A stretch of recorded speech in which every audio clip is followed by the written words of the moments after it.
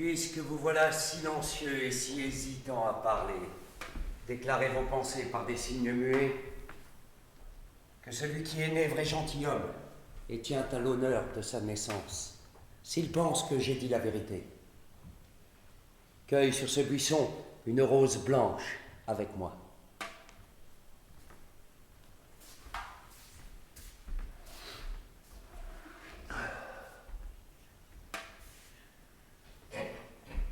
Que celui qui n'est ni lâche, ni flatteur, mais qui veut prendre le parti de la vérité, cueille sur cette épine une rose rouge. Avec moi.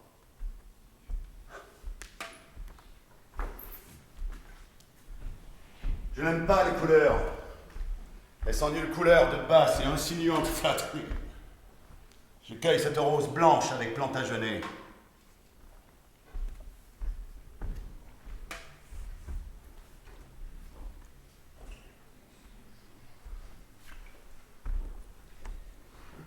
Je cueille cette rose rouge avec le jeune Clifford et dis par là que je le pense dans le vrai. Arrêtez, mes seigneurs et messieurs, et ne cueillez plus, sans convenir d'abord que celui dont le parti aura obtenu le moins de roses reconnaîtra que l'autre a raison. C'est une bonne objection, monsieur Salisbury. Et si c'est moi qui en ai le moins, j'y souscris en silence. Et moi aussi.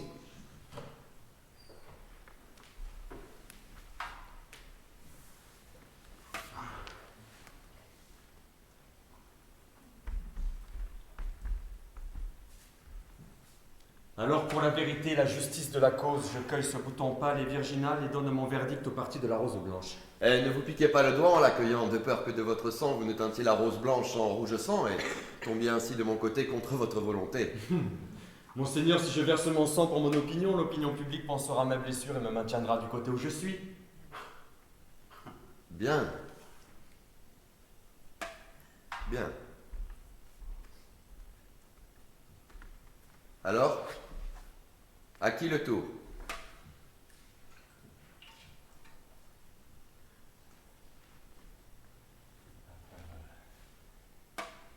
À moins que mes études et mes livres ne disent pas vrai, l'argument que vous avez soutenu était erroné en droit.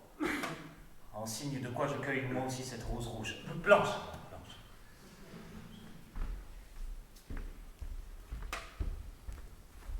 Alors, Clifford, où est maintenant votre argument? Ici, dans mon fourreau, où il se propose de teindre votre rose blanche en rouge sang. En attendant, vos joues imitent nos roses, car elles pâlissent de crainte en voyant la vérité de notre côté. Ce n'est pas de crainte, mais de colère à voir tes joues rougir de pure honte et imiter nos roses, tandis que ta langue refuse de confesser ton erreur. Ta rose n'a-t-elle pas de verre, Clifford? Ta rose n'a-t-elle pas d'épis, Plantagenet? Si, pointu et acéré, pour défendre sa vérité, alors que ton ver vorace se nourrit de sa propre fausseté. Eh bien, je trouverai des amis pour porter mes roses sanglantes qui soutiendront que j'ai dit vrai, là où le fourbe Plantagenet n'osera plus se montrer. Eh bien, par ce bouton virginal dans ma main, je te méprise, toi et ta clique, petit morveux. Ne t'engage pas dans cette voie, Plantagenet. Mais si, orgueilleux cardinal, et je vous méprise tous deux, toi et lui. Ma part de cette insulte, je te la ferai rentrer dans la gorge. Allons-nous-en, bon Winchester. Nous faisons trop d'honneur à ce manant en conversant avec lui. Et par Dieu, Clifford, tu lui fais injure. Son grand-père était Lionel, duc de Clarence, troisième fils d'Édouard, roi d'Angleterre. Sort-il des manants sans blason d'une aussi noble souche? Il compte sur le privilège de ce lieu, autrement il n'oserait pas parler ainsi avec son cœur de mauviette. Ah, mais par celui qui m'a fait, je maintiendrai ces paroles sur n'importe quelle terre chrétienne. Ton père, Richard, comte de Cambridge, ne fut-il pas exécuté pour trahison du temps de notre défunt roi? Et par cette trahison, n'es-tu pas toi-même souillé, dégradé et déchu de l'ancienne noblesse? Sa faute vit encore, coupable dans ton sang. Et tant que tu n'es pas réhabilité, tu es un manant. Mon père fut accusé, mais pas souillé.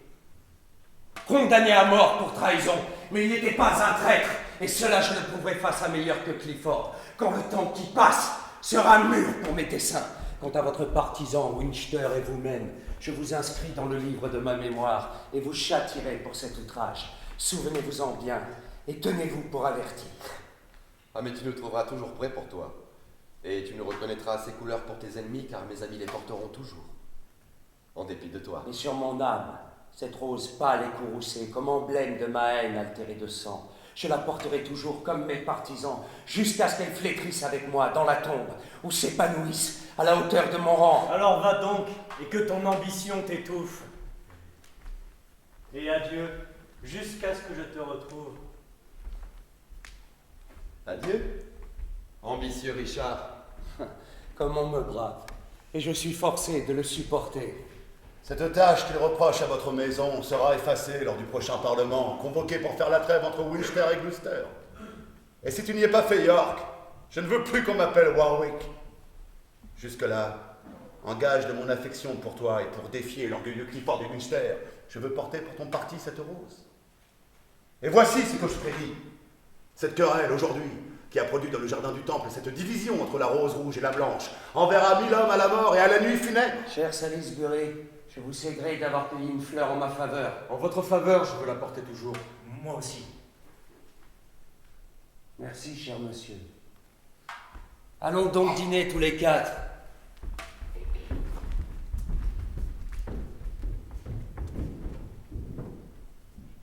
J'ose dire qu'un jour, cette querelle s'abreuvera de sang.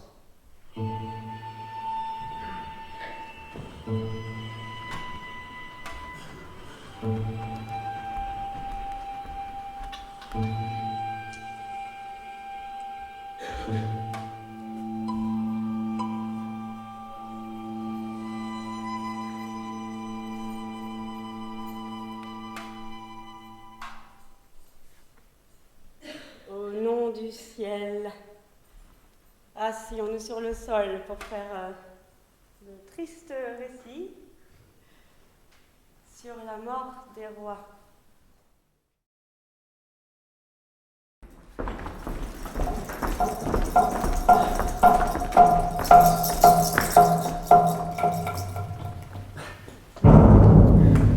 À mon départ pour la France, votre haute majesté impériale m'avait chargé, en tant que mandataire de votre excellence, d'épouser la princesse Marguerite en son nom. Et c'est dans la célèbre et ancienne ville de Tours, en présence des rois de France et de Sicile, que j'ai accompli ma mission et que j'ai été mariée. Et aujourd'hui, humblement agenouillée sous les yeux de l'Angleterre et des lords, ses pairs, je viens remettre mes droits sur la reine, entre vos très gracieuses mains, qui sont la substance de cette grande ombre que je représentais. Jamais marquis ne fit don plus précieux. Jamais roi ne reçut reine plus belle. Mais Seigneur, acclamez ma bien-aimée d'une voix unanime. Longue vie à la reine Marguerite, bonheur de l'Angleterre. Longue vie à la reine Marguerite, bonheur de l'Angleterre. Nous vous remercions tous. My Lord Protecteur, s'il plaît à votre grâce, voici les articles de la paix conclus entre notre souverain et le roi de France, Charles, acceptés pour 18 mois d'un commun accord. Imprimis, il est convenu entre Charles, roi de France, et William de la Pole, marquis de Suffolk, ambassadeur d'Henri, roi d'Angleterre, que le dit Henri épousera la princesse Marguerite, fille de Régnier, roi de Naples, de Sicile et de Jérusalem, et la fera couronner reine d'Angleterre avant le 30e du mois de mai prochain. Item, que le duché d'Anjou et le comté de Maine seront cédés et rendus au roi son père. Eh bien, oncle Gloucester. Pardonnez-moi, gracieux Seigneur, un malaise soudain m'a frappé au cœur et obscurci la vue si bien que je ne puis continuer.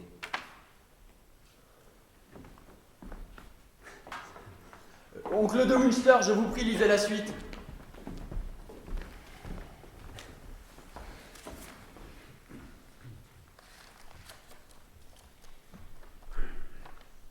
Item, que le duché d'Anjou et le comté de Maine seront cédés et rendus au roi son père, et qu'elle-même sera convoyée aux frais et à la charge du roi d'Angleterre sans apporter de dot.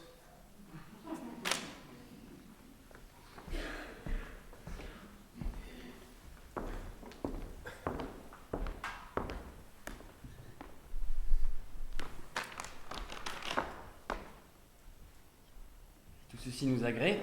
Lord Marquis, à genoux. Nous te créons Séant, premier duc de Suffolk, et te saignons de l'épée. Cousin York, Nous relevons ici votre grâce de ces fonctions de régent dans les provinces de France jusqu'à expiration complète des 18 mois. Des 18 mois. Merci, Gloucester. Merci. Bien mieux. Merci, Winchester. Merci beaucoup. Clifford, merci. De rien. Merci. Merci, Warwick. Merci. Merci, Salisbury. Nous vous remercions tous de la grande faveur que vous me... York, pardon. Merci. Nous vous remercions tous de la grande faveur que vous me faites d'accueillir ma royale princesse. Venez, rentrons et en toute hâte, occupons-nous des préparatifs de son couronnement.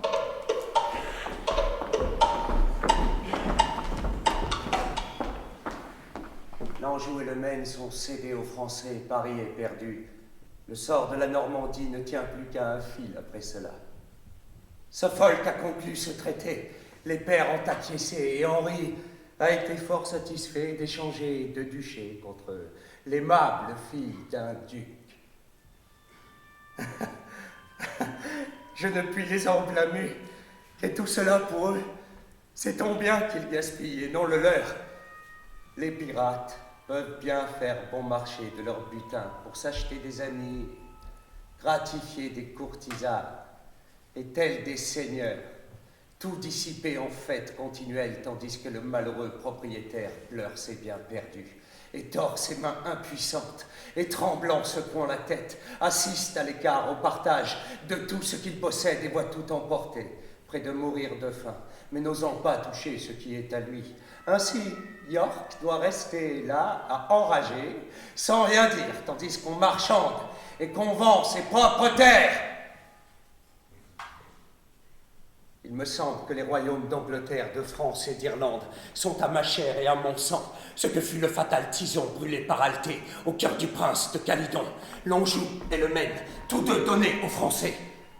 Cette nouvelle me glace, car j'avais des vues sur la France, tout comme j'en ai sur la terre fertile de l'Angleterre.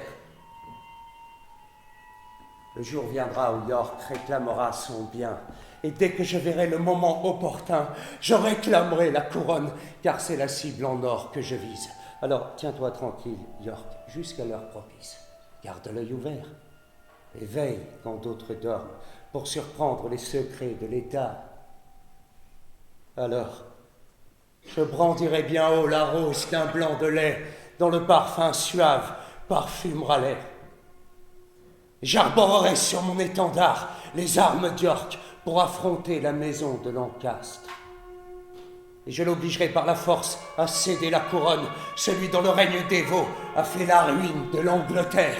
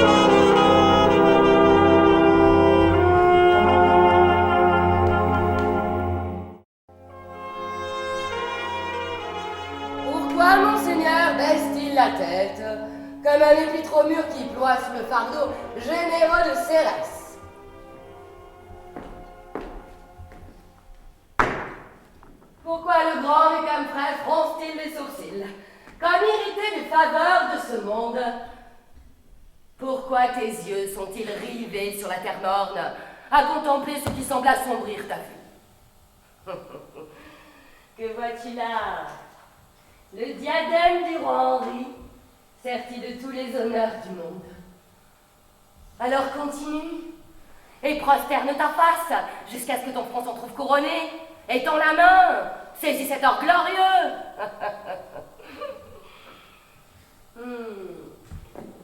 Eh bien, ton bras est trop court. Je l'allongerai du mien, et quand tous deux ensemble nous l'aurons ramassé, nous lèverons tous deux ensemble la tête vers le ciel, et jamais plus nous ne daignerons abaisser notre regard pour seulement effleurer le sol. Mon Humphrey, mon cher duc, il me semblait que j'étais assise sur un siège royal dans la cathédrale de Westminster, sur le trône même où l'on couronne les rois et les reines. Et alors, Henri et Lady Marguerite s'agenouillaient devant moi et me mettaient sur la tête le diadème. Éléonore, n'es-tu pas la seconde femme du royaume et l'épouse du protecteur tendrement aimée de lui? N'as-tu pas tous les plaisirs terrestres à ta disposition, plus que n'en peut vouloir ou même imaginer ton esprit? Et faut-il que sans cesse tu complotes pour précipiter ton époux et toi-même du fait de l'honneur au pied de la disgrâce? Allez hors de ma vue, que je ne t'entende plus.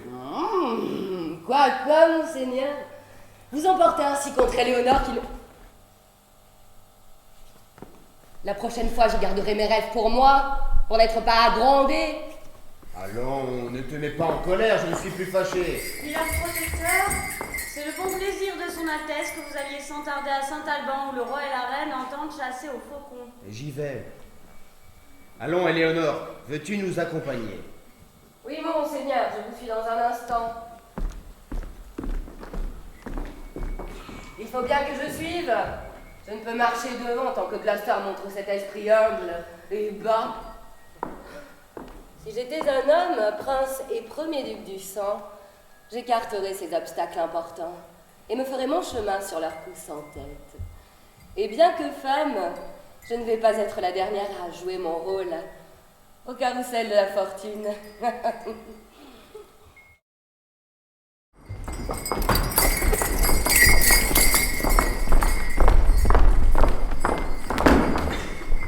Marguerite? J'arrive, Henri. J'arrive.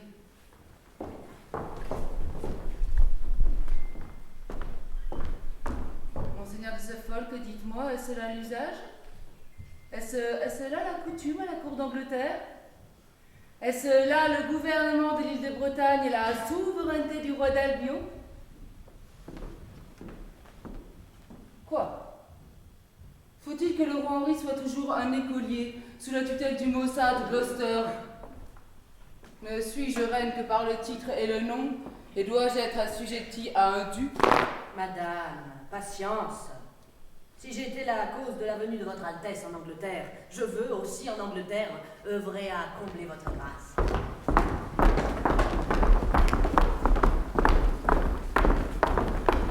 Tous ces seigneurs ensemble ne méritent pas autant que cette arrogante dame, l'épouse de leur protecteur. Elle parade à la cour escortée d'une troupe entière de suivantes, plus comme une impératrice que comme l'épouse du duc Humphrey. Méprisante et abjecte créature qu'elle est, elle se vantait l'autre jour, parmi ses mignons, que la traîne seule de sa plus méchante robe valait plus que tous les domaines de mon père réunis, avant que Suffolk lui donnait de duché en échange de sa fille. Madame, j'ai moi-même englué un buisson pour elle. Et j'y ai placé un cœur d'oiseau si attirant qu'elle s'y posera pour écouter leur chant et ne prendra plus jamais son envol pour vous chagriner. Aussi, laissez-la en paix. Et madame, écoutez-moi, car je me permets de vous donner ce conseil. Bien que nous n'aimions pas le cardinal, il faut pourtant nous allier à lui et aux autres lords, le temps de faire tomber le duc Humphrey en disgrâce. Ainsi, un à un, nous les extirperons tous jusqu'au dernier, et bientôt vous tiendrez seul le regouvernail.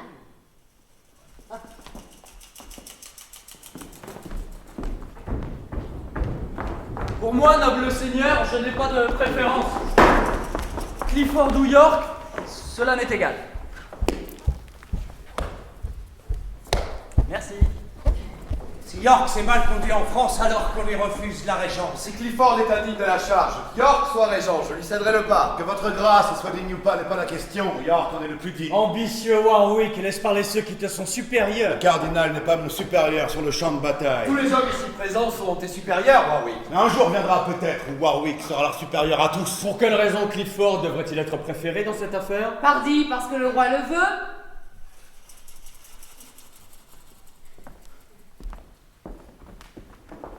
Madame, le roi est assez grand pour donner son avis lui-même. Ce ne sont pas des affaires de femmes. S'il est assez grand, alors pourquoi faut-il que votre grâce serve de protecteur à son excellence? Madame, je suis le protecteur du royaume. Et quand cela sera son bon plaisir, je renoncerai à mes fonctions. Alors renonce-y. Et cesse ton insolence. Depuis que tu es roi, car qui donc est roi si ce n'est toi?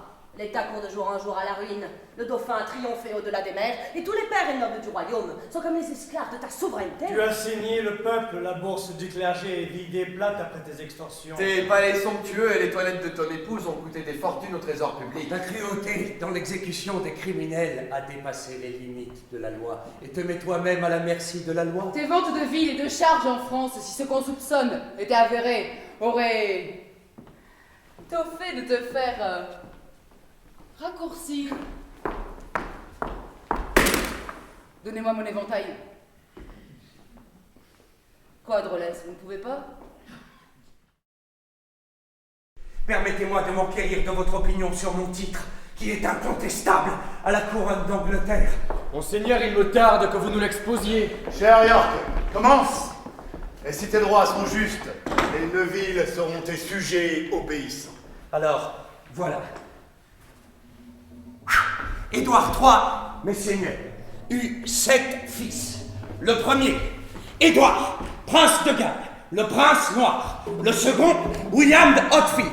Et le troisième, Lionel, duc de Clarence. Après lequel, il y eut Jean de Gand, duc de Lancastre. Le cinquième était Edmond l'Anglais, duc d'York. Le sixième était Thomas de Woodstock, duc de Gloucester. William de Windsor était le septième et dernier. Édouard, le prince noir, mourut avant son père et laissa derrière lui Richard, son fils unique, qui régna après la mort d'Édouard III jusqu'au jour où Henri Bolingbroke, duc de Lancastre, fils aîné et héritier de Jean de Gand, couronné sous le nom d'Henri IV, s'empara du royaume et déposa le roi légitime en voyant sa pauvre reine en France, d'où elle était venue, et l'enfermant lui à Pomfret, où, comme vous le savez tous, l'inoffensif Richard fut traîtreusement assassiné. Mon frère, le duc d'York dit vrai. C'est ainsi que la maison de Lancastre a pris la couronne. Couronne qu'il conserve désormais par la force et non en droit, car lorsque mourut Richard, héritier du premier fils, c'est le descendant du fils suivant qui aurait dû régner. Mais William de Hautfield est mort sans laisser d'héritier. Le troisième fils, le duc de Clarence, de qui je tiens mes prétentions au trône, engendra une fille, Philippa, qui épousa Edmond Mortimer, comte de la Marche. Edmond engendra Roger, comte de la Marche. Roger engendra Edmond, Anne et Éléonore. Sa sœur aînée, Anne, ma mère, qui était l'héritière de la couronne, épousa Richard, comte de Cambridge, lui-même fils d'Edmond l'Anglais, le cinquième fils d'Édouard III. C'est par elle que je tiens mon droit au trône. Elle était l'héritière de Roger, comte de la Marche, lui-même fils d'Edmond Mortimer, qui avait épousé Philippa, fille unique de Lionel, duc de Clarence. Si bien que, si la postérité du fils aîné doit succéder avant celle du cadet, je suis roi.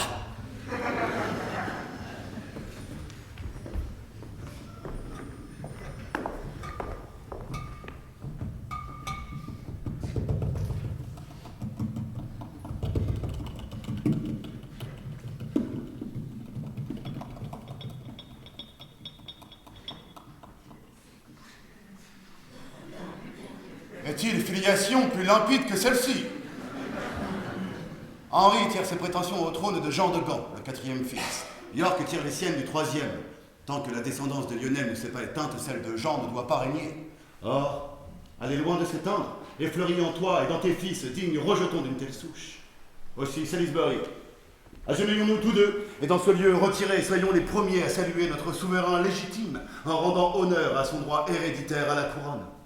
Longue vie à notre souverain Richard, roi d'Angleterre. Nous vous remercions, Seigneur, mais je ne suis pas votre roi, tant que je ne suis pas couronné, et que mon épée n'est pas teinte du plus précieux sang de la maison de Lancastre. Et cela ne peut s'accomplir soudainement, mais demande réflexion et la discrétion la plus absolue. Vous, faites comme moi en ces jours périlleux. Fermez les yeux sur l'insolence de Suffolk, sur l'ambition du cardinal, sur l'orgueil de Clifford, sur toute cette fine équipe, jusqu'à ce qu'ils aient pris dans leur piège le berger du troupeau, ce prince vertueux, le bon duc Humphrey. C'est ce à quoi ils travaillent. Et en y travaillant, ils trouveront la mort, si York est bon prophète. Monseigneur, brisons-la, nous avons compris. Mon cœur m'assure que le comte de Warwick un jour fera du duc d'York un roi. Et Neuville, de ceci je suis sûr moi-même, Richard vivra pour faire du comte de Warwick l'homme le plus puissant d'Angleterre, après le roi.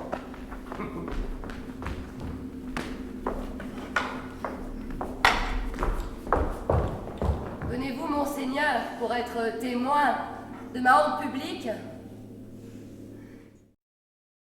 Dites-moi que vous approuvez l'acte et que vous y consentez, et je me charge de trouver son bourreau tant j'ai à cœur la sécurité de mon roi. Voici ma main. C'est un acte qui mérite d'être accompli. Et j'en dis autant. Et moi aussi. Et maintenant que tous trois nous avons parlé... Tous quatre. Tous quatre. Tous cinq. Tous cinq.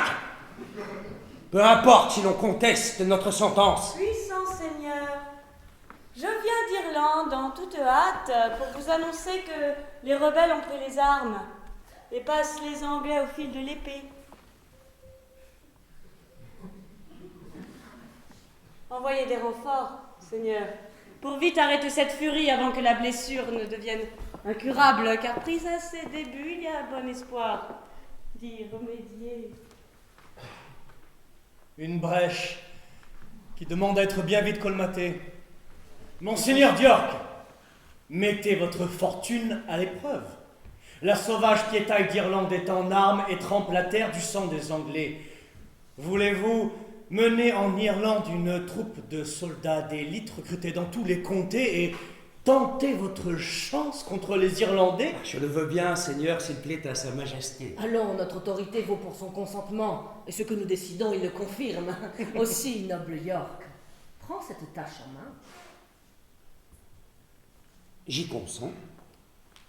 Trouvez-moi des soldats pendant que je mettrai de l'ordre à mes propres affaires. Mission, Lord York, dont je vais m'acquitter. Mais revenons maintenant à ce perfide duc Humphrey. N'en parlons plus, car je vais m'occuper de lui, et désormais il ne nous troublera plus. Ainsi, mes seigneurs, séparons-nous, car le jour touche presque à sa fin. Lord Suffolk, vous et moi devons causer de cette affaire. Monseigneur de Suffolk, dans 14 jours, j'attends mes soldats à Bristol, car c'est là que je les embarquerai tous pour l'Irlande. Je veillerai à ce que tout soit prêt, monseigneur York. Voici le moment ou jamais, York, d'armer tes pensées timides et de changer le doute en résolution. Sois ce que tu espères être, ou abandonne à la mort ce que tu es qui ne vaut pas d'être vécu. Laisse la crainte au visage blême à l'homme né dans la bassesse et ne permets pas qu'elle trouve asile dans un cœur royal. Plus pressé que les ondées de printemps, les pensées succèdent aux pensées, et pas une seule de ces pensées qui ne soit tendue vers le pouvoir. Mon cerveau, plus actif que l'araignée laborieuse, tisse des pièges compliqués pour attraper mes ennemis. Fort bien, Seigneur! Fort bien! C'est fort habile de m'expédier au diable avec une armée entière. C'était d'hommes dont je manquais, et vous me les donnez! Je vous en sais gré! Toutefois, soyez bien sûr que vous mettez des armes acérées entre les mains d'un fou. Pendant qu'en Irlande, j'entretiendrai des forces redoutables. Je veux soulever en Angleterre un noir ouragan qui emportera 10 000 âmes au ciel ou en enfer. Et cette horrible tempête ne cessera de faire rage que le jour le cercle d'or posé sur ma tête, comme l'éclair rayon du glorieux soleil, calmera la fureur de ce tourbillon enragé. Et comme instrument de mes desseins, j'ai gagné à moi une tête brûlée du Kent. Ça va Jack Kent!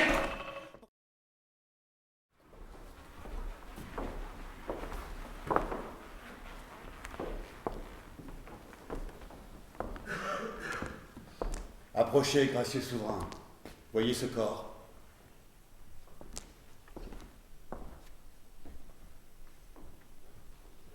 C'est voir à quelle profondeur on a creusé ma tombe.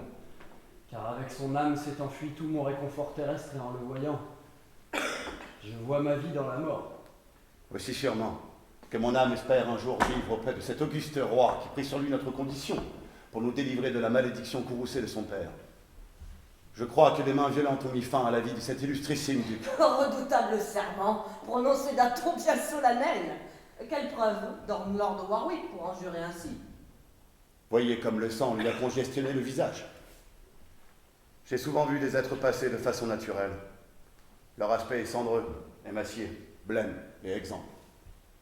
Tout le sang ayant reflué vers le cœur essoufflé, et qui dans le combat qu'il livre à la mort l'appelle à lui en renfort contre l'ennemi. Le sang se glace là, en même temps que le cœur, et ne retourne jamais rougir et embellir la joue. Mais voyez ici, son visage à lui est noir et chargé de sang. Ses prunelles, plus saillantes que lorsqu'il était en vie, sont grandes ouvertes et hagardes comme celles d'un homme étranglé.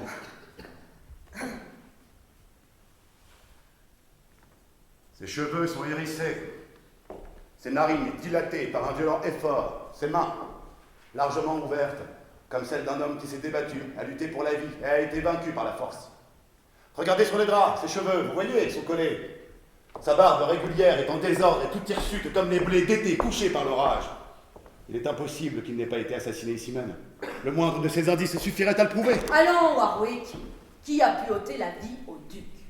Moi-même et Winchester l'avions sous notre protection, et nous ne sommes pas, monsieur, j'espère, des assassins. Mais vous étiez tous deux ennemis jurés du duc Humphrey, et vous, pardi, aviez le bon duc sous votre garde. Il était à prévoir que vous n'alliez pas le traiter en ami, et on voit bien qu'il a rencontré un ennemi. Ainsi, à ce qu'il paraît, vous soupçonnez ces nobles gentilshommes d'être coupables de la mort prématurée du duc Humphrey? Qui, trouvant la génisse morte et saignante encore, et tout à côté le boucher avec une hache, ne soupçonnera pas qu'il a égorgé? Qui, voyant la perdrix dans le nid de l'épervier, n'imaginera pas comment l'oiseau est mort, quoique le rapace qui s'envole n'ait pas de sang sur le bec? La tragédie que voici est tout aussi suspecte. Est-ce vous, le boucher, ce falque? Où est votre couteau? Est-ce Beaufort? Qu'on taxe d'épervier? Où sont ces cerfs? Je n'ai pas de couteau pour massacrer les hommes endormis, mais voici une épée vengeresse, rouillée par l'inaction, que je fourbirai dans le cœur haineux du calomniateur qui veut me marquer du sceau cramoisi du meurtre. Dis si tu l'oses, orgueilleux seigneur de Warwickshire, que je suis responsable de la mort du duc Humphrey. Que n'osera pas Warwick si le perfide Suffolk ose le défier? Il n'osera pas contenir son outrage en tumeur, ni cesser de s'ériger en censeur arrogant, même si Suffolk le mettait 20 000 fois au défi de le faire. Et madame, taisez-vous! Avec tout le respect que je vous dois, car chaque parole que vous prononcez en sa faveur est un affront à votre dignité royale. Lord Optu, toi dont la conduite n'a rien de noble, si jamais femme outragea à ce point son seigneur, nul doute que ta mère n'ait fait entrer dans son lit criminel quelque maraud brutal et ignorant. Et sur la noble tige s'est ainsi greffé un sauvageon dont tu es le fruit, car tu n'es rien de la noble race des Neuville.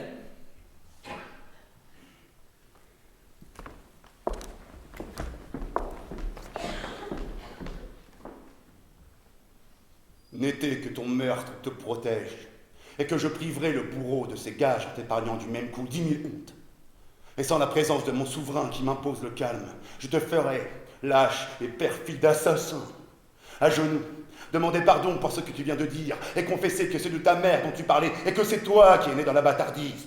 Et après avoir reçu de toi ce vol hommage, je te paierai ce qui t'est dû, et expédierai ton âme en enfer, vampire pernicieux d'homme endormi. Tu seras bien éveillé quand je ferai couler ton sang, si tu oses me suivre hors de cette assemblée. Me lancer sur le champ, où je te traînerai moi-même hors d'ici. Bien que tu sois abject, je vais m'occuper de toi et faire un peu de bien à l'âme du duc Humphrey. Quel est ce bruit? Messieurs, faites place! Le roi connaîtra vos sentiments!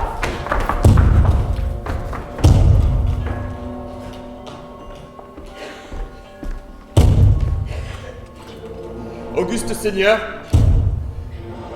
le peuple vous fait dire par ma voix qu'à moins que Lord Suffolk ne soit sur le champ mis à mort ou banni des provinces de la belle Angleterre, ils viendront par la force l'arracher de votre palais pour lui faire subir les tourments d'une mort lente et cruelle.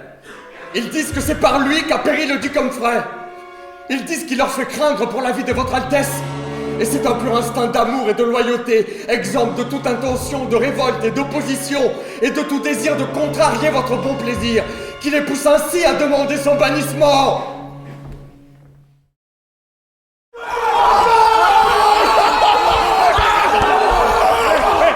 Désormais, en Angleterre, il y aura 7 pains d'un demi-sou pour 1 sou. Et le pichet de 3 chopines, c'est bon ça, hein, en contiendra 10. Je déclarerai félon quiconque boit de la petite bière. Tout le royaume sera mis en commun. Pas le fruit, il va peut-être dans le chip sale. Quand je serai roi, car je vais être roi. Je vous remercie, mon peuple. Alors, j'aurai plus d'argent. Tous boiront et mangeront sur mon compte, le compte à Jackie. J'habillerai tous mes sujets d'un même uniforme pour qu'ils vivent en frères et mon ordre comme leur souverain. La première chose à faire, c'est de tuer tous les gens de loi. Monseigneur, une prise. Monseigneur, regardez, une prise. Voilà Salisbury qui abandonne nos villes en France. Eh bien, elle sera décapitée 10 fois pour ça.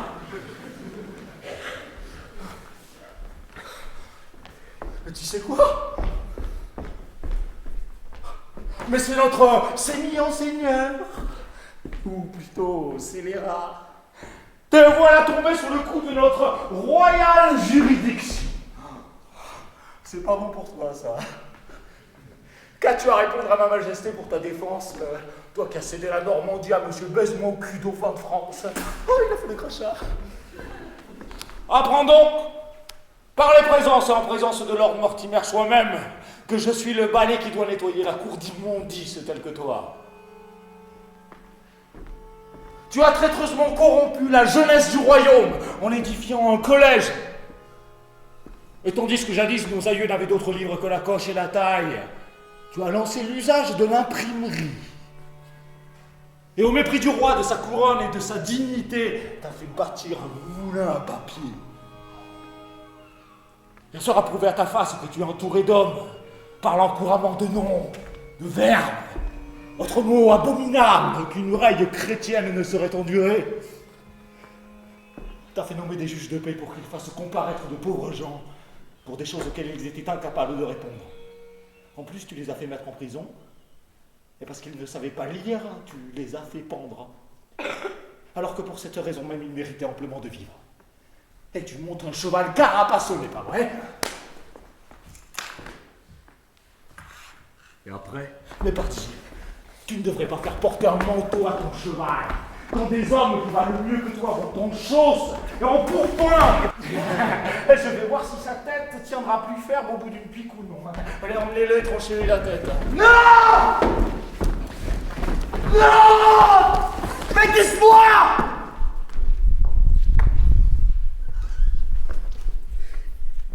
Quel si grand crime ai-je donc commis? Ai-je convoité les richesses ou les honneurs? Répondez. Mes coffres sont-ils remplis d'or extorqué? Ai-je fait étalage de faste dans mon apparence? À qui donc ai-je fait du tort pour que vous vouliez ma mort? Ces mains sont pures de sang innocent, ce cœur de pensée déloyale et perfide. Laissez-moi la vie! Ces paroles éveillent le remords dans mon cœur. Mais je vais me dominer.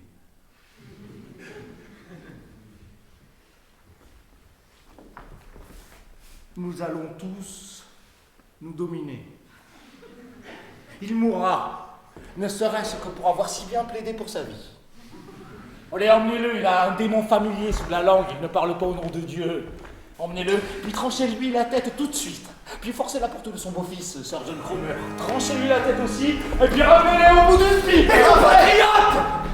Si lorsque vous vous adressez à Dieu, il se montrait aussi inflexible avec vous, qu'arriverait-il à vos âmes après la mort? Laissez-moi la vie sauve! Faites ce que je commande.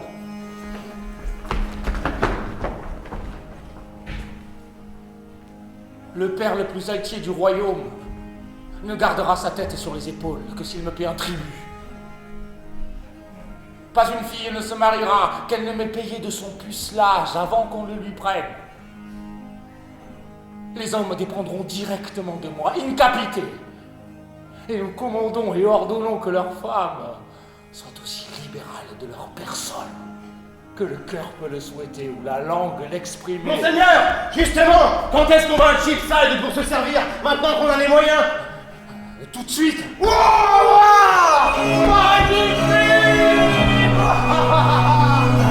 ceci,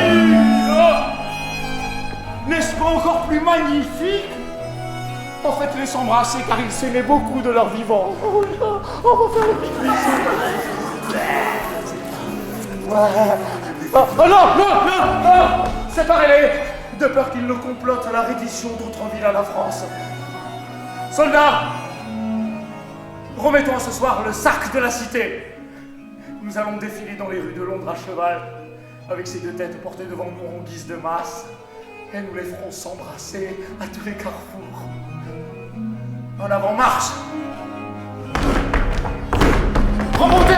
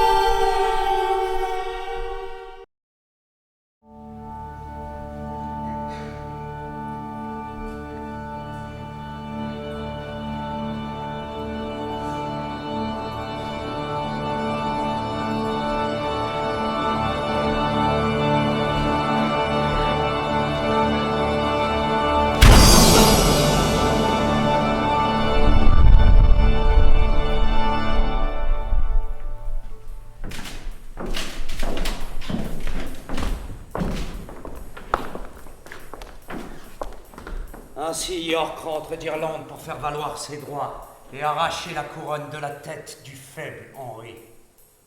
Sonnez, cloche, à toute volée, brûlez, feux de joie clairs et brillants pour fêter le roi légitime de la Grande Angleterre. Sainte Majesté, qui ne voudrait acheter au plus haut prix? Qu'ils obéissent, ceux qui ne savent pas régner. On appellera ceci le Parlement de sang, à moins que Plantagenet, le duc d'York, ne soit fait roi. Et le timide Henri, déposé, lui dont la couardise a fait de nous la risée de nos ennemis.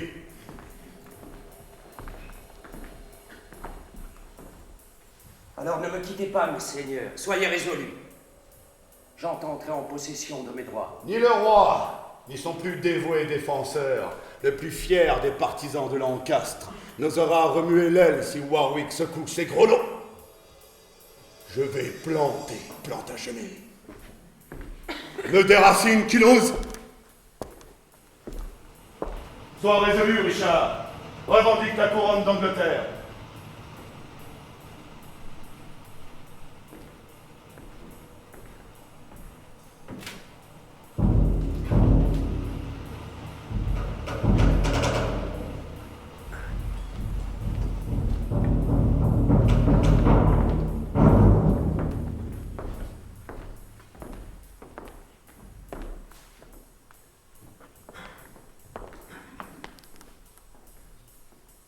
Mes seigneurs, regardez où s'est assis ce rebelle effronté. Sur le trône même, on dirait qu'il veut, soutenu par la puissance de Warwick, ce perfide seigneur, prétendre porter la couronne et régner en souverain. Il a tué ton père, comte de Northumberland, et le tien aussi, Clifford. Et vous avez juré tous deux de vous venger sur lui, ses enfants, ses favoris, ses amis. Si je ne me venge, que le ciel se venge sur moi. Cet espoir pousse Clifford à porter son deuil tout d'acier vêtu. Patience, cher Clifford. Et la patience est bonne pour les poltrons comme lui. Il n'oserait pas s'asseoir là si votre père était encore en vie. Mon gracieux seigneur, ici même, dans ce parlement, laissez-nous donner l'assaut à la famille d'York. Voilà qui est bien parlé, cousin. Qu'il en soit ainsi. Et ne savez-vous donc pas que la cité est pour eux, qu'ils ont des troupes armées à leurs ordres? Oui, mais quand le duc sera mort, ils fuiront vite. Loin du cœur d'Henri une telle pensée. Faire du parlement un abattoir. Toi, séditieux du York, descends de mon trône et jette-toi à mes pieds pour implorer ta grâce et ma merci. Je suis ton souverain. C'est moi qui suis le tien. Par pudeur, descends, c'est lui qui t'a fait du York. Ce n'était que mon héritage, comme le comté. Ton père a été traître à la couronne. C'est toi qui es traître à la couronne en suivant cet usurpateur d'Henri. Qui doit-il suivre, sinon son roi légitime? Ah, juste Clifford. Et c'est Richard, duc d'York. Et je resterai debout pendant que tu es assis sur mon trône. Il le faut bien, et il en sera ainsi, résigne-toi. Sois duc de Lancastre et laisse-le être roi. Il est à la fois roi et duc de Lancastre. Et cela, le seigneur de Westmorland est prêt à le soutenir. Et Warwick à le contester. Vous avez oublié que nous vous avons chassé du champ de bataille, avons tué vos pères, et étendards déployés avons traversé la cité jusqu'aux portes du palais. Voulez-vous que nous démontrions notre titre à la couronne? Sinon, nos épées plaideront notre cause sur le champ de bataille. Traître. Quel titre à la couronne as-tu donc? Ton père était comme toi, duc d'York, ton aïeul, Roger Mortimer, comte de la Marche, Moi, je suis le fils d'Henri V, qui fit ployer sous son joug le dauphin et les Français, et conquit leur ville et leur province. Ne parle pas de la France, toi qui l'as perdue tout entière. C'est le Lord Protecteur qui l'a perdu, pas moi. Lorsque j'ai été fait roi, je n'avais que 9 mois. Ben, vous êtes d'âge maintenant, pourtant il me semble que vous continuez à perdre. Crois-tu que je vais céder ce trône royal sur lequel se sont assis mon aïeul et mon père? Non. Avant cela, la guerre aura plutôt dépeuplé mon royaume. Et leur étendard, si souvent déployé en France et désormais en Angleterre, au grand chagrin de notre cœur, sera mon linceul. Pourquoi faiblissez-vous, mes seigneurs? Mon titre est légitime et bien meilleur que le sien. Prouve-le, Henri, et tu seras roi. Henri IV a conquis la couronne. En se rebellant contre son roi. Je ne sais que dire, mon titre est faible. Répondez-moi, un roi ne peut-il se choisir un héritier? Et après? S'il le peut, alors je suis roi légitime, car Richard, en présence de nombreux seigneurs, renonça à la couronne en faveur de Henri IV, dont mon père était l'héritier comme je suis le sien. Il se révolta contre celui qui était son souverain, et il l'obligea à renoncer à la couronne par la force. Et puis supposez, mes seigneurs, qu'il l'eût fait sans contrainte. Pensez-vous que cela ait pu invalider son droit à la couronne? Non.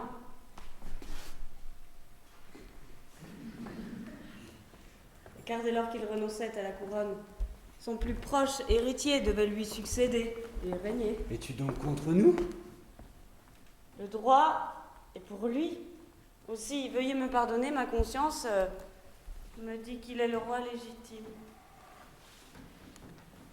Tous vont se rebeller et passer de son côté. Richard, quelles que soient tes prétentions, ne pense pas qu'Henri puisse être ainsi déposé. Déposé, il le sera, en dépit de vous tous. Tu te trompes. Et ce ne sont pas tes troupeaux du Sud, des sexes, d'une enfant ou du fripon ou même duquel, quelle que soit la présomption et l'orgueil qu'elle t'inspire, qui pourront élever le duc au trône contre mon gré. Oh oui, que ton titre soit juste ou mauvais, Clifford jure de combattre pour ta défense. Que la terre s'en trouve avant que nous dise vivant, le jour où je fléchirai le genou devant le meurtrier de mon père. Clifford, comme tes paroles me raniment le cœur. Henri de Lancastre! Renonce à la couronne. Rendez justice au royal duc d'York, où je vais remplir la place d'homme en armes, et sur ce trône où les maintenant assis, écrire son titre avec le sang de l'usurpateur.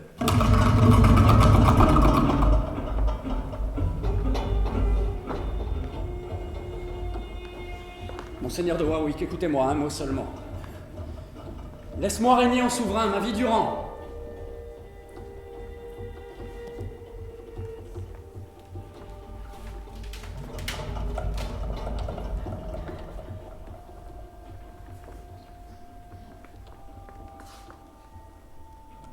Assure-moi la couronne à moi et à mes héritiers, et tu régneras en paix le reste de tes jours.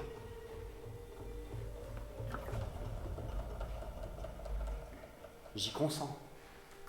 Richard Plantagenet jouit de la couronne après mon trépas. Quel tort vous faites au prince, votre fils. Calme-toi, douce reine, et je vais rester. Qui peut être calme en pareille extrémité? Misérable, je voudrais être morte fille, ne t'avoir jamais rencontré, et n'avoir point donné de fils à un père dénaturé tel que toi. A-t-il mérité d'être ainsi dépouillé de son héritage? Je joue le fils? Oui, tu joues le fils. C'est le comte de Warwick et le duc qui m'y ont forcé. Tu ont forcé?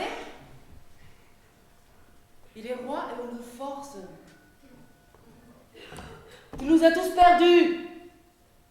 Toi, ton fils et moi. Et tu as donné à la maison d'York un tel pouvoir que tu ne pourras régner qu'avec leur permission. Alors, léguant la couronne à lui, à ses héritiers, qu'as-tu fait? Sinon, creusais toi-même ta propre tombe pour t'y traîner bien avant ton heure. Si j'avais été là, moi qui ne suis qu'une faible femme, les soldats m'auraient fait sauter sur leur pique avant que j'eus consenti à ce forfait. Mais toi, tu as fait passer ta vie avant ton honneur. Et puisqu'il en est ainsi, je renonce ici même à ta table, Henri, et à ton lit, jusqu'à ce que soit révoqué cet acte du Parlement qui déshérite mon fils. Les seigneurs du Nord qui ont renié tes étendards suivront les miens dès qu'ils les verront déployés. Et déployés, ils vont l'être. À ta grande honte. Et pour la ruine complète de la maison d'York. Viens mon fils, notre armée est prête, allons la rejoindre. Reste, noble Marguerite, et écoute-moi. Tu n'as déjà que trop parlé, va-t'en. Mon noble fils Édouard, tu vas rester avec moi? Oui, pour être égorgé par ses ennemis. Quand je reviendrai victorieux du champ de bataille, je verrai votre grâce. Jusque-là, je vais avec elle.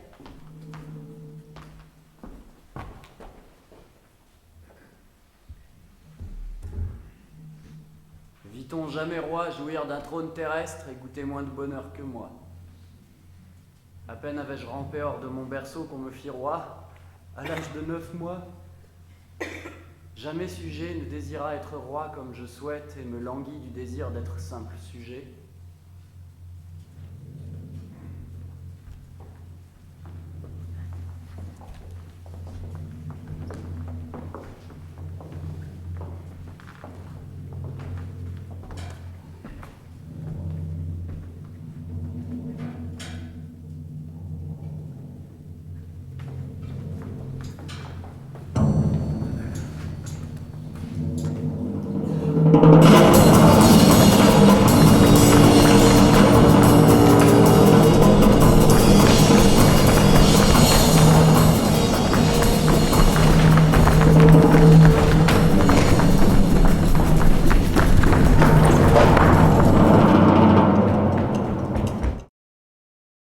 Quel traitement lui réserve votre grâce maintenant?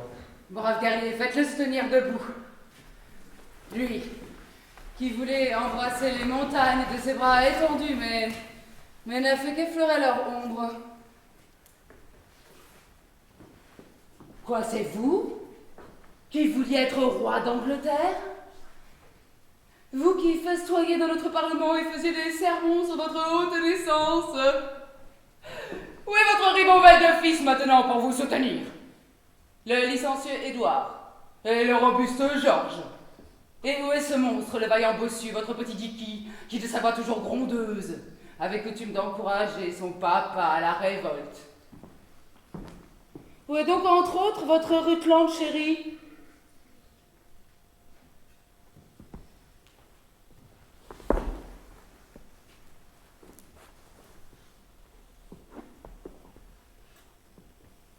Regardez York.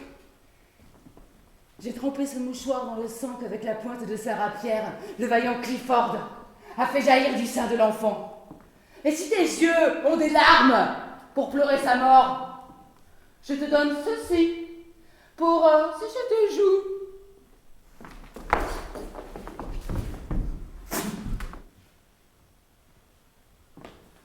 Loup de France. Mais pire que les loups de France. Toi, dont la langue est plus venimeuse que la dent de la vipère, qu'il sied mal à ton sexe de triompher ainsi, telle une Amazone impudique, des malheurs de ceux que la fortune fait captifs. Si ton visage était aussi impassible qu'un masque, rendu impudent par l'habitude du crime, j'essaierai, orgueilleuse reine, de te faire rougir. Te dire seulement d'où tu viens, de qui tu descends, c'en serait assez pour te couvrir de honte si tu n'étais éhonté. Ton père porte les titres de roi de Naples, des deux Siciles et de Jérusalem. Et pourtant, il a moins de fortune qu'un fermier anglais. Est-ce ce pauvre monarque qui t'a appris l'insolence? Elle est inutile. Elle ne te rapporte rien. Orgueilleuse reine. À moins que tu ne veuilles vérifier le proverbe qui dit que gueux à cheval éreinte sa monture. C'est la beauté qui souvent fait l'orgueil des femmes. Mais Dieu sait combien la tienne est mince. C'est pour leur vertu surtout qu'elles sont admirées. Et le contraire en toi suscite la stupeur. C'est la dignité qui en font à nos yeux des êtres divins. Mais c'est l'absence de cette qualité qui te rend abominable. Tu es l'opposé de tout bien. Comme nous le sommes, nous, des antipodes, ou comme les midilés du septentrion.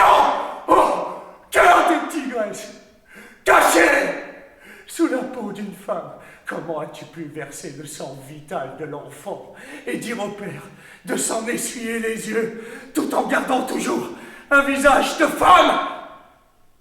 Les femmes sont tendres, douces, compatissantes et sensibles. Toi, tu es dur, implacable, inflexible, cruel, sans remords. Tu voulais que je pleure. Eh bien, tu as ce que tu voulais. Tu voulais que je rugisse. Eh bien, tu as ce que tu désirais. Car la fureur du vent chasse les incessantes averses. Et lorsqu'elle s'apaise, il se met à pleuvoir. Ses pleurs sont les obsèques de mon bien-aimé Rutland. Et chaque larme crie vengeance pour sa mort. Contre toi, cruel Clifford, et toi, perfide Française. Ces douleurs m'émeuvent à ce point que j'ai de la peine à retenir mes larmes. Son visage, des cannibales affamés auraient craint de le toucher, de le souiller de sang. Mais vous êtes plus inhumain, plus inexorable. Oh, 10 fois plus que les tigres de l'Hyrcanie. Vois, reine barbare, les larmes d'un père infortuné. Ce linge, tu l'as trempé dans le sang de mon cher enfant. Moi, j'en lave le sang avec mes larmes. Allons, garde ce mouchoir et va te vanter de ceci. Et si tu racontes cette triste histoire avec exactitude sur mon âme, ceux qui l'entendront verseront des larmes. Oui, mes ennemis même verseront d'abondantes larmes et ils diront, hélas, ce fut un acte pitoyable. Allons, reçois la couronne. Et avec la couronne, ma malédiction. Et puisses-tu dans ton affliction trouver le réconfort qu'en ce moment je recueille de ta main trop cruelle. Implacable Clifford, envoie-moi dans l'autre monde, que mon âme monte au ciel et que mon sang retombe sur vos têtes. Même s'il avait été le bourreau de toute ma famille, je ne pourrais m'empêcher de pleurer avec lui devant cette douleur profonde qui est traçonnable. Quoi, la larme à l'œil, monseigneur de Northumberland? Songez à l'histoire qu'il nous a fait à tous, et cette pensée sèchera bientôt vos tendres larmes. Voilà pour mon serment. Et voilà pour mon père. Et voilà pour manger notre roi au noble cœur! Ouvre les portes de ta miséricorde. Dieu, de grâce, mon âme s'échappe de ses blessures et monte vers toi. Bienvenue, sire, dans cette bonne ville d'York. Voyez là-bas la tête de votre ennemi juré qui voulait ceindre votre couronne. Cette vue ne vous réjouit-elle pas le cœur, sire? Oui, Marguerite. Comme la vue des rochers réjouit ceux qui craignent le naufrage. Ce spectacle m'afflige au plus profond de l'âme. Retiens ta vengeance, ô Dieu bien-aimé. Ce n'est pas ma faute et je n'ai pas de plein gré violé mon serment. Mon gracieux Seigneur, cette excessive indulgence et cette dangereuse pitié doivent être écartées. À qui les lions jettent-ils de doux regards? Pas à la bête qui veut usurper leur tanière, qui échappe à la mortelle piqûre du serpent aux aguets, pas celui qui lui marche sur le dos. Le plus chétif reptile se retourne contre le pied qui l'écrase. Même les colombes donnent du bec pour défendre leur couvée. L'ambitieux York, on voulait être à couronne et toi tu souriais? Lui qui n'était que duc voulait faire de son fils un roi, et en père affectionné travailler à l'avancement de sa descendance, toi qui es roi, et à qui le ciel a donné un fils admirable, tu consens à le déshériter? Mais tu t'es montré un père dénaturé. Les créatures privées de raison nourrissent leurs petits, et malgré l'épouvante que leur inspire la face de l'homme, qui ne les a vus, pour protéger leurs tendres enfants, user de ces ailes mêmes qui tantôt servaient à leur fuite épouvantée, pour combattre celui qui grimpait jusqu'à leur nid, exposant leur vie pour défendre leurs petits? Par pudeur, sire. Prenez exemple sur eux. Ne serait-ce pas pitié que ce bel enfant perde les droits de sa naissance par la faute de son père, et qu'il puisse dire un jour à son fils ce que mon aïeul et mon bisaïeul avaient acquis, mon père, négligent et a sottement renoncé. Quelle honte ce serait! Regarde cet enfant, et puisse ce mâle visage où se lit la promesse d'une heureuse fortune armer ton cœur trop sensible pour défendre ton bien et le transmettre à ton fils.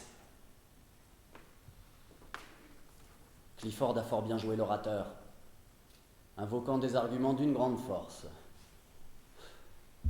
Mais Clifford Dis-moi, n'as-tu jamais entendu dire qu'un bien mal acquis ne profite jamais? Et est-il vraiment heureux, le fils dont le père est allé en enfer pour ses trésors amassés? Je lèguerai à mon fils mes bonnes actions, et plût au ciel que mon père ne m'en ait point laissé d'autres, car la possession de tout le reste est à un si haut prix qu'on a 1000 fois plus de peine à le conserver que de plaisir à le posséder.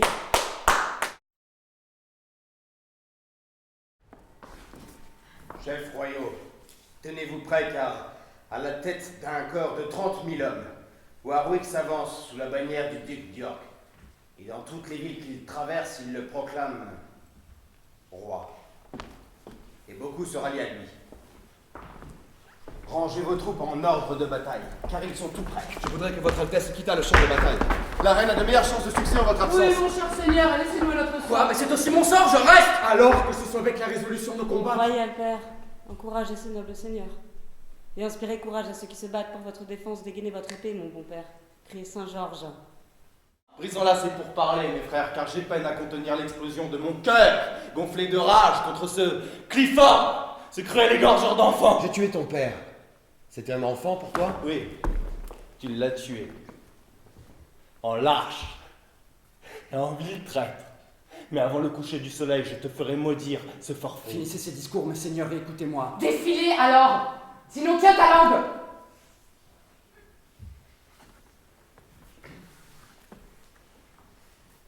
Je te prierai de ne pas assigner de limite à ma langue. Je suis roi et c'est mon privilège de parler. Sire, la plaie qui a été amenée par cette entrevue ne peut pas se guérir par des mots. Gardez donc le silence. Alors bourreau, dégaine ton épée par celui qui nous a tous créés. Je suis convaincu que tout le mal courage de Clifford consiste en paroles. Parle, Henri. Mon droit va-t-il triompher? Oui ou non?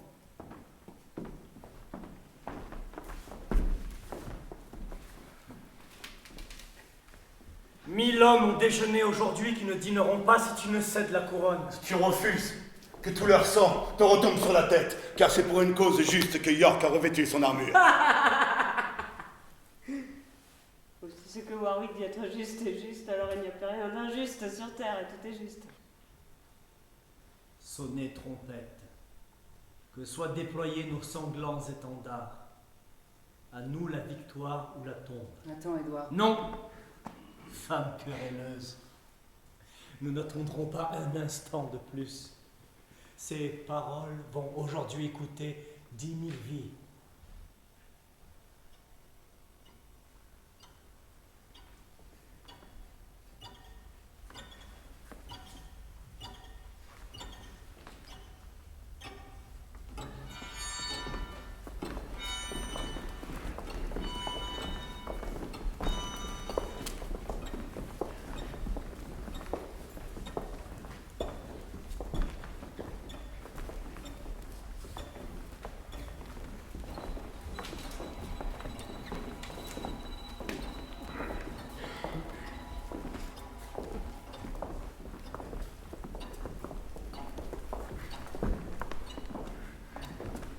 Cette bataille offre l'aspect de la guerre du matin, quand les nuées mourantes le disputent à la lumière croissante, alors que le berger, soufflant dans ses doigts, ne peut appeler tout à fait ni jour ni nuit.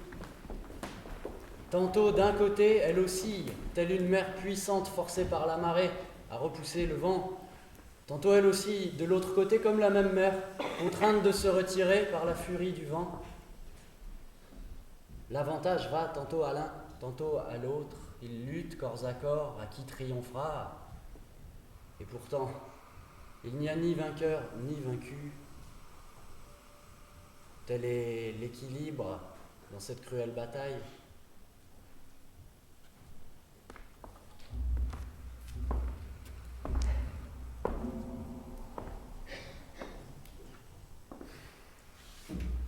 Que la victoire se décide selon la volonté de Dieu, car Marguerite, ma reine, et Clifford m'ont renvoyé du champ de bataille, jurant tous deux que la chance leur sourit davantage dans mon absence. Je voudrais être mort si telle était la volonté de Dieu.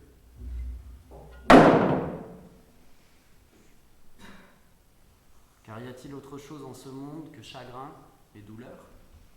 Oh Dieu! Ne Ne serait-ce pas une vie bien heureuse de n'être rien de plus qu'un simple berger? Assis sur une colline, tout comme je le suis à présent, de tracer des cadrans avec adresse, point par point, pour observer la fuite des minutes. Combien il en faut pour une heure complète? Combien d'heures pour un jour? Combien de jours pour remplir l'année? Combien d'années dans la vie d'un mortel? Puis, cela connu, je diviserai alors mon temps. Tant d'heures pour garder mon troupeau. Tant d'heures pour me reposer. Tant d'heures pour me divertir. Tant d'heures pour méditer. Tant de jours que mes brebis sont pleines. Tant de semaines avant que les pauvres bêtes mettent bas. Tant d'années avant de tondre leur toison. Ainsi, les minutes, les heures, les jours, les mois, les années employés à ce pourquoi ils ont été créés feraient décliner mes cheveux blancs vers un paisible tombeau. Quelle vie ce serait là, si douce, si plaisante. Le buisson de l'aubépine ne donne-t-il pas un plus doux ombrage aux bergers veillant sur leurs innocents moutons qu'un dais richement brodé n'en offre au roi, qui redoutent sans cesse la trahison de leur sujet? Ah oui, assurément, 1000 fois oui. Et pour conclure, l'humble lait caillé du berger, le breuvage frais et léger qu'il tire de sa gourde de cuir, son sommeil coutumier sous le frais ombrage des arbres, ces biens dont il jouit dans la douce quiétude, sont bien au-dessus des raffinements offerts au prince, de ces mets recherchés servis dans une vaisselle d'or, de ce lit somptueux où il se couche, tandis que le souci, la méfiance et la trahison l'entourent. C'est ici que mon flambeau va s'éteindre. Ouais, ici qu'il meurt. Lui qui, tant qu'il a duré, a éclairé le roi Henri. Oh Henri, si seulement tu avais su régner en roi, comme ton père et son père l'ont fait, sans céder de terrain à la maison d'York, ils ne se seraient jamais multipliés comme des mouches en été. Ni moi, ni 10 000 autres en ce royaume ne laisserions des veuves pleurant notre mort, et toi, tu occuperais aujourd'hui ton trône en paix.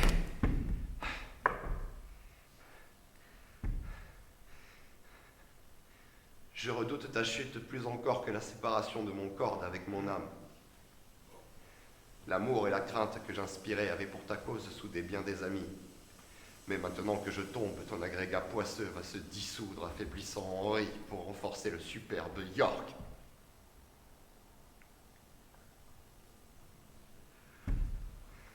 N'est-ce pas la douceur de l'air qui fait croître les mauvaises herbes? Et n'est-ce pas l'excès de clémence qui enhardit les voleurs? Les vaines sont les plaintes, et incurables les blessures. Le sang que j'ai perdu en quantité me fait défaillir. L'ennemi est inexorable et n'aura aucune pitié, car de lui je n'ai pas mérité la pitié. Venez, Richard, York, Warwick, et les autres, venez! J'ai percé le sein de vos pères. Poignardez-moi. Maintenant soufflons, Seigneur. La bonne fortune nous invite à prendre du répit et à dérider nos fronts-morsures par des regards apaisés. Quel est celui dont l'âme prend ainsi son triste congé? Voyez qui c'est, maintenant que la bataille est finie, ami ou ennemi, qu'on le traite avec douceur. Révoque cet arrêt de clémence, c'est Clifford. Qui, non content de couper la branche en abattant Rutland au feuillage tout juste naissant, a aussi frappé de son couteau meurtrier la racine d'où ce tendre rameau avait gracieusement jailli. Je veux dire notre auguste père, le duc d'York. Qu'on enlève des portes d'York la tête de votre père que Clifford y avait placée, et qu'on mette celle-ci à sa place. Il faut rendre mesure pour mesure. Je crois qu'il a perdu connaissance. Et parle, Clifford. C'est-tu qui te parle? La sombre nuée de la mort obscurcit le rayon de sa vie et ne nous voit pas et n'entend pas ce que nous disons. Oh, que je le regrette. Mais peut-être qu'il nous entend, et que ce n'est qu'une feinte habile pour échapper au sarcasme amer qu'à l'instant de sa mort il a prodigué à notre père. Si c'est ce que tu crois, tourmente-le de paroles acerbes.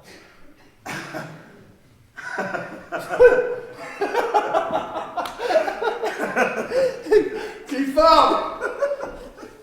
Implore merci pour ne pas obtenir grâce. Clifford, repens-toi d'un vain repentir. Clifford, avons des esquisses pour tes fautes. Pendant que nous inventerons des tortures atroces pour tes fautes. Tu es le meilleur. Moi, je suis le fils d'Ias. Tu as eu pitié de Rutland, et moi j'aurai pitié de toi.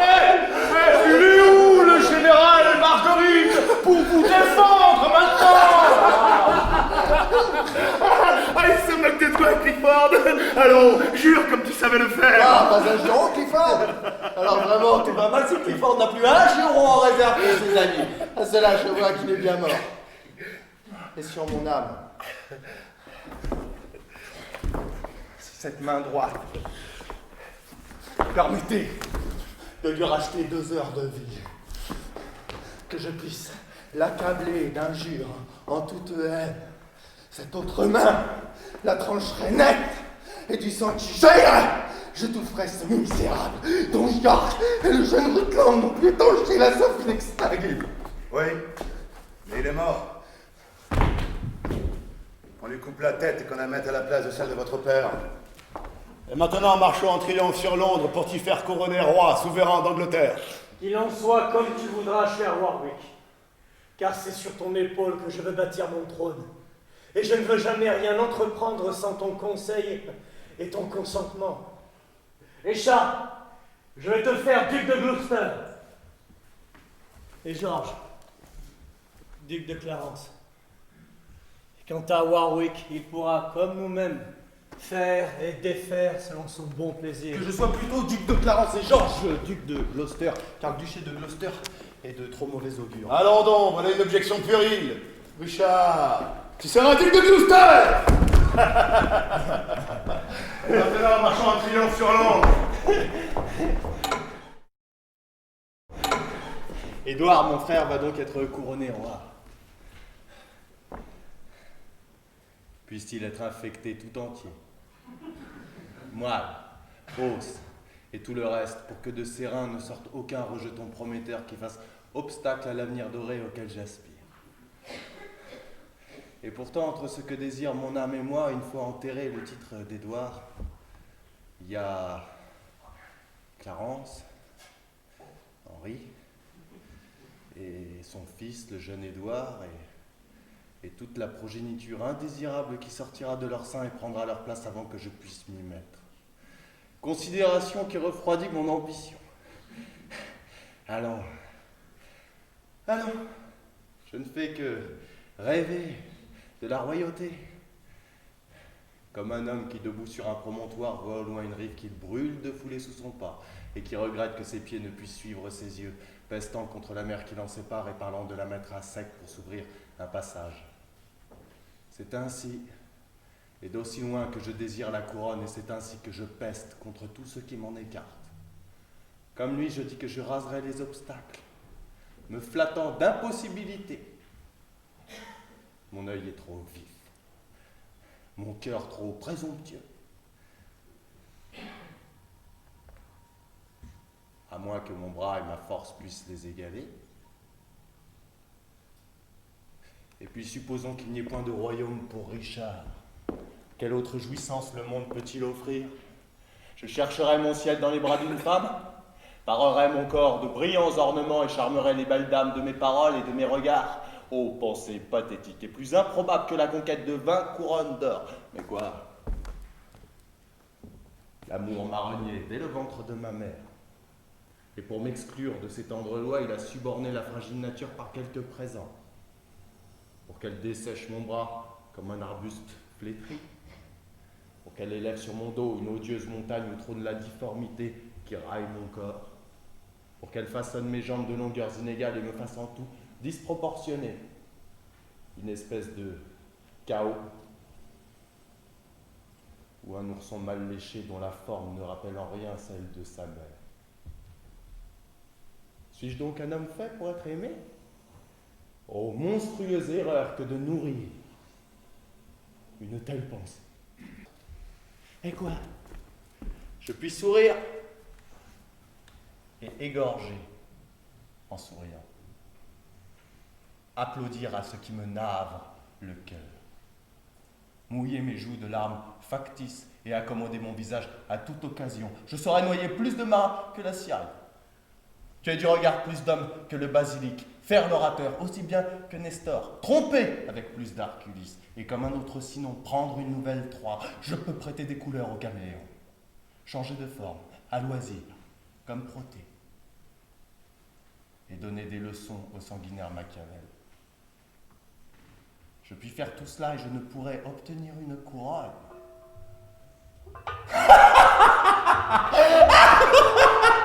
Alors donc, fut-elle encore plus inaccessible, je la décrocherai.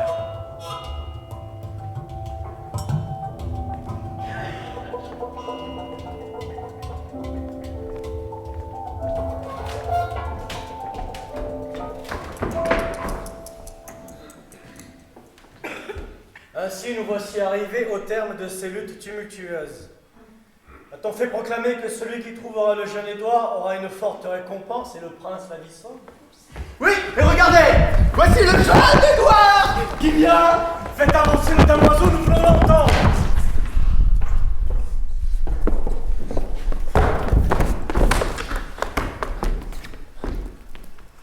Quoi? Une épine si jeune peut-elle déjà piquer? Édouard? Quelle réparation peux-tu me faire pour avoir pris les armes contre moi, et pour avoir soulevé mes sujets, et pour tous les embarras que tu m'as causés? Parle en sujet. Arrogant et ambitieux, York. Imagine qu'en ce moment c'est la voix de mon père que tu entends. Renonce au trône et agenouille-toi à l'endroit où je suis. Tandis que je te retourne à la question même que tu as l'audace, traître, de me poser. Et si ton père avait eu ta résolution? Si vous aviez continué à porter les jupes sans voler la culotte à l'encart. Ésope garde ses fables pour les veillées diverses. Ces énigmes grossières ne sont pas de mise ici. Par le ciel, m'en veux. Je vais te châtier pour ce mot. Oui, tu es né pour être le châtiment de l'humanité. Pour l'amour du ciel, qu'on emmène cette captivité d'hiver. Non, qu'on emmène plutôt cette teigne de bossu. Silence, petit effronté. Ou je saurais bien te faire taire. Comme un malotru, c'est trop d'impertinence. Je connais mon devoir. C'est vous qui manquez tous au vôtre. Impudique. Édouard, et toi? Parjure Georges, et toi? Difforme, dique, je vous le dis à tous. Je suis votre supérieur, traître que vous êtes. Et toi, tu usurpes les droits de mon père. Et les miens. Prends ça, toi, pour te récracher de ce virago. Tu es tout convulsé. Prends ça pour abréger ton agonie. Ah, voilà pour m'avoir traité de parjure. Tu es moi aussi. Ah mais certainement. Arrête, Richard, arrête. Car nous n'en avons déjà que trop fait. Faut-il la laisser vivre pour qu'elle remplisse le monde de ses clameurs?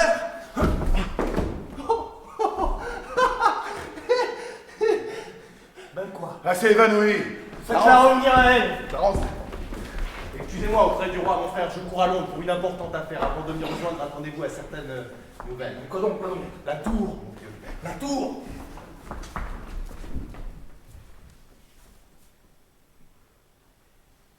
Ned, parle à ta mère, mon enfant.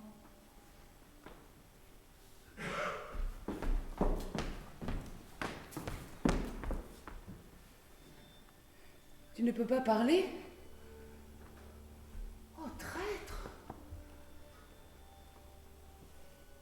Assassin! Les meurtriers de César n'ont pas versé le sang. Ils étaient innocents. Ne méritent aucun blâme quand on compare leurs méfaits à cet acte abominable. C'était un homme, lui, celui-ci en comparaison à un enfant. Et jamais les hommes n'assouvissent leur fureur sur un enfant. Est-il un nom plus odieux que celui des meurtriers que je leur donne? Non.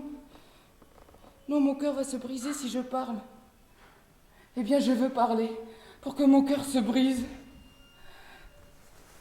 Boucher! Scélérat! Quelle douce plante vous avez fauchée avant son terme! Vous n'avez pas d'enfant, Boucher? Si vous en aviez leur souvenir, eût éveillé en vous la pitié. Mais si un jour vous avez un enfant, attendez-vous à le voir tomber dans sa jeunesse, comme vous avez bourreau égorgé ce jeune et doux prince. Quelle sorte, forcez-la à sortir. Ne m'emmenez pas. Achevez-moi ici. Plonge ici ton épée, je te pardonne, maman. Quoi, tu veux pas? Alors toi, Clarence, fais-le. Par le ciel, je ne te ferai pas cette grâce. Bon, Clarence, je t'en prie, doux Clarence, fais-le toi. Ne m'as-tu pas entendu jurer que je n'en ferai Oui, rien? mais tu as l'habitude de te parjurer. Avant c'était un péché, mais à présent c'est charité. Où est ce boucher infernal? Richard! Le hideux Richard. Richard, où es-tu? Le meurtre est ton aumône. Toi, tu n'as jamais repoussé ceux qui te demandent le sang. Hors d'ici, j'ai dit, je vous ordonne de l'emmener. Puissiez-vous finir comme ce prince, vous et les vôtres.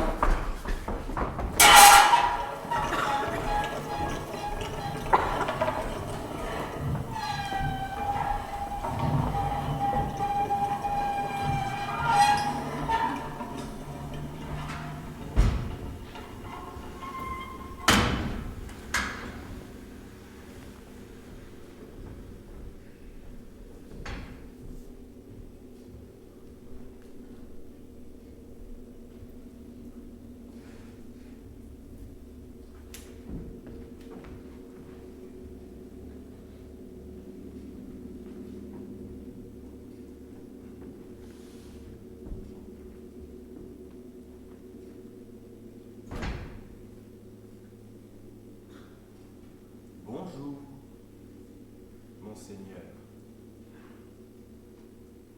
Alors, plongez dans votre lecture? Oui, mon bon seigneur. Je devrais plutôt dire monseigneur. Ces péchés de flatter et bon ne vaut ici guère mieux qu'une flatterie. Bon Gloucester et bon démon sont équivalents et tous deux absurdes. Donc je retire bon seigneur.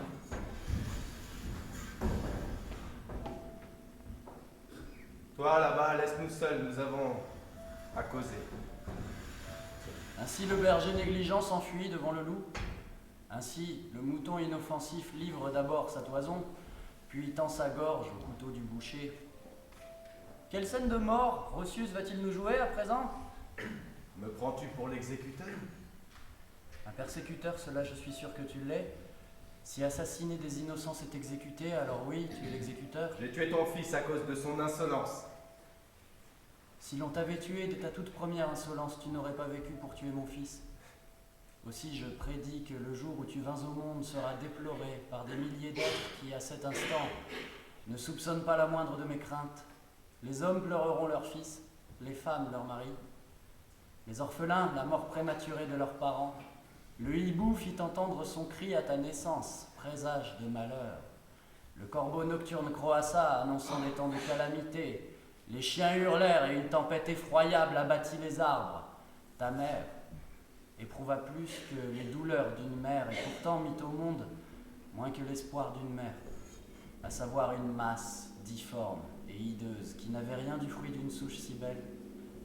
Tu naquis la bouche déjà pourvue de dents pour indiquer que tu venais dévorer le monde et si tout ce que j'ai entendu dire est vrai, tu vins au jour... Je n'en entendrai pas davantage.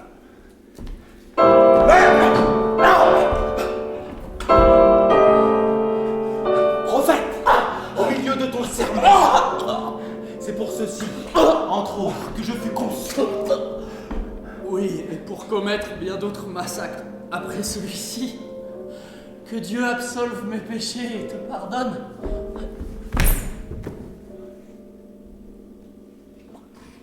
Quoi? Le sang ambitieux de l'encastre s'écoule et la terre l'absorbe. Moi qui pensais qu'il allait jaillir vers le haut.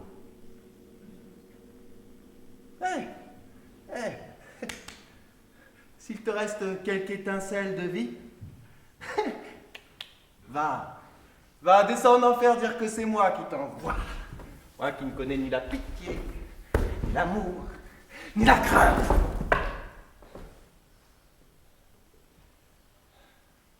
Au fait, ce que disait Henri est vrai. J'ai souvent entendu dire ma mère que je suis venu au monde les pieds devant. N'avais-je pas raison, dites-moi, de me hâter pour vouloir la chute de ceux qui ont usurpé nos droits? La sage-femme fut saisie de surprise. Et les femmes s'écrièrent « Oh, Jésus nous bénisse, il est né avec des dents !» C'était vrai. Ce qui annonçait clairement que j'allais grogner, mordre et agir comme un chien. Eh bien, puisque les cieux ont ainsi façonné mon corps, je veux que l'enfer fasse mon âme difforme pour y répondre. Je n'ai pas de frère. Je n'ai rien d'un frère. Et ce mot d'amour que les barbes grises appellent divin est bon pour des êtres qui possèdent des semblables, pas pour moi, car je suis moi-même unique. Clarence, prends garde, tu me caches la lumière. Mais je te réserve un jour de ténèbres, car j'irai partout répandre de telles prédictions qu'Édouard tremblera pour sa vie, puis pour le purger de sa frayeur, je serai sa mort. Le roi Henri et son fils, le jeune Édouard, ne sont plus. Clarence, ton tour est venu, puis ce sera celui des autres, car j'estime n'être rien tant que je ne serai pas tout.